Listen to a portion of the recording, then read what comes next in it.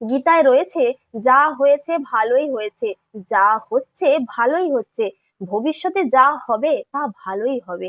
তোমার কি হারিয়েছে যে তুমি কাঁদছো? তুমি কি নিয়ে এসেছিলে যা তোমার হারিয়ে গেছে? তুমি কি সৃষ্টি করেছো যা তোমার নষ্ট হয়ে গেছে? তুমি যা নিয়েছো এখান থেকেই নিয়েছো। তুমি যা দিয়েছো এখানেই দিয়েছো। তোমার আজ যা আছে কাল সেটা অন্য কারো ছিল, পরশু সেটা অন্য কারো হয়ে যাবে। পরিবর্তনই সংসারের নিয়ম। আমরা আমাদের এইটা মেনে নিতে হবে যে এই জগৎ সংসার সবই পরিবর্তনশীল।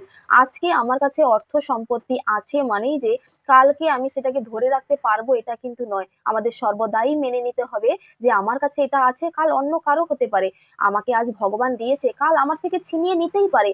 কিন্তু আমার কর্ম যদি সঠিক হয় তাহলে সবকিছুই আবার আমি ফিরে পাবো। ভগবান আমাকে, ঈশ্বর আমাকে দুহাত ভরে ঢেলে দেবেন। তাই কর্মটা ঠিক করা প্রয়োজন। মানুষের ধর্ম কর্ম সব থেকে বড় জিনিস। মানুষের ধর্মের থেকে সব থেকে বড় জিনিস তার কর্ম। আমি ধর্মটিকে বড় করে দেখলাম কিন্তু আমার কর্ম নিচু জাতি সম্পন্ন, তাহলে সেখানে ধর্ম টেকে না। যদি আমার কর্ম ভালো হয়, আমার ধর্মও সেখানে নাম পায়, যশ পায়, খ্যাতি পায়। তাই নিজের কর্ম সৎকর্মে রূপান্তরিত করা প্রয়োজন। পৃথিবীর বুকে আমি এসেছি, আমি তো কিছুই নিয়ে আসিনি, তাহলে আমি আমার আমার বলে চাই চাই বলে কি করে বলবো?